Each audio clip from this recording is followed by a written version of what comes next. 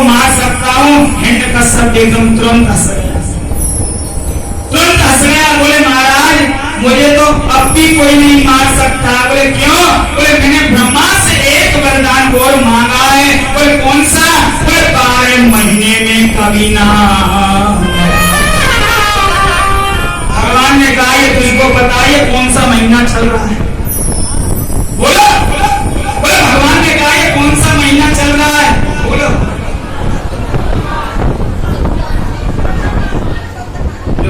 इधर अधिक मास, उधर पुरुषोत्तम मास, पीछे मलमास और इधर दान मास। केवल दान दो दान को। इधर दान का मास चल रहा महाराज, दान का महीना आ गया। बोलो जय जय श्री। बोले महाराज ये कौन सा महीना है बता? बोले महाराज ये मल का महीना है, ये 13वां महीना जिसको कहते हैं। क्योंकि हिरण्यकश्यप के लिए ही भगवान ये 13 महीना जो बनाए हैं ना, उसके लिए ही बनाए थे कि 12 महीने में बोले मैं कभी ना मरूं। इसलिए भगवान ने 13वां महीना जो है केवल हिरण्यकश्यप के लिए ही। तो भगवान ने इतने में कह दिया। बोले भगवान ने कहा 13वां महीना जो हिरण्यकश्यप ये मैंने तेरे लिए ही बनाया था। बोले 13 महीने के लिए ही, तुझे नहीं मालूम था। अब क्या हुआ? मैंने ब्रह्मा से अंत में एक वरदान और मांगा। हिरण्यकश्यप बोला मैंने अंत में एक वरदान और मांगा। बोले क्या?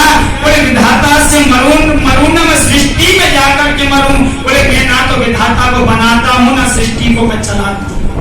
बोले महाराज आपने तो दोनों ही रूप धारण करे हुए हैं। आज भगवान ने क्या किया?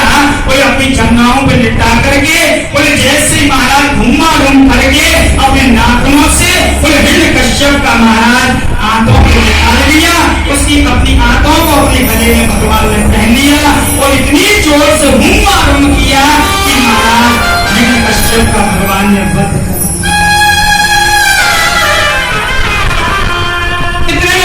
सभी देवता देखते रह गए कि महाराज ये सब क्या हो रहा है। भगवान का जो रोष गुस्सा जो शांत क्रोध जो था महाराज वो शांत नहीं हुआ।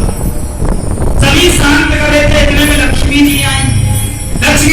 भगवान ने वैसा रूप उन्होंने कभी देखा नहीं। भगवान ने ऐसा रूप हो रहा, ऐसा रूप को देखकर के नरसिंह भगवान के पास में पहुंची। लक्ष्मी जी को देखते तो भगवान ने और घूम कर दिया। लक्ष्मी जी ऐसी भयभीत हो गई ये तो भगवान विष्णु नहीं है, ये तो कोई और ही सिंह शायद लगता है। और लक्ष्मी जी दौड़ करके बैकुंठ की और दूसरी सांस में उन्होंने बैकुंठ में जाकर इधर नारद जी ने कहा बोले चाहे ब्रह्मा जी स्तुति कर लें, चाहे भगवान शंकर यहाँ पर तांडव कर ले, बोले चाहे लक्ष्मी जी आकर के बहुत प्रयास कर लें, लेकिन आज नरसिंह भगवान को जो शांत कर सकता है केवल इनका भक्त बोले प्रहलाद ही कर सकता है। आज महाराज वही प्रहलाद जी भगवान के सामने गए और भगवान के सामने जाकर के बोले बारे प्रभु आपने मुझको दर्शन दिए। बोले मान प्रहलाद क्या मांगता है? बोले महाराज मुझे तो कुछ नहीं चाहिए। बोले महाराज मुझे कुछ नहीं चाहिए, अगर और आपको देना है तो एक ही वरदान दे दो। बोले क्या?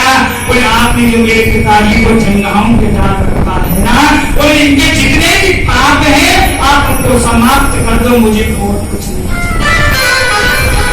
बोले महाराज मुझे और कुछ नहीं चाहिए। भगवान ने तुरंत प्रहलाद जी को अंत में धर लिया और गोदी में उठा करके महाराज उनके मस्तक को चाट लिया और जाते उनके नेत्रों से आंसू आ गए।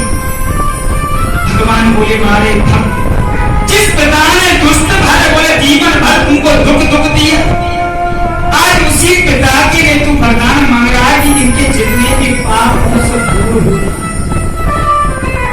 भगवान ने तुरंत अपने क्रोध को शांत कर दिया क्योंकि बड़े बड़े देवता भी अगर आ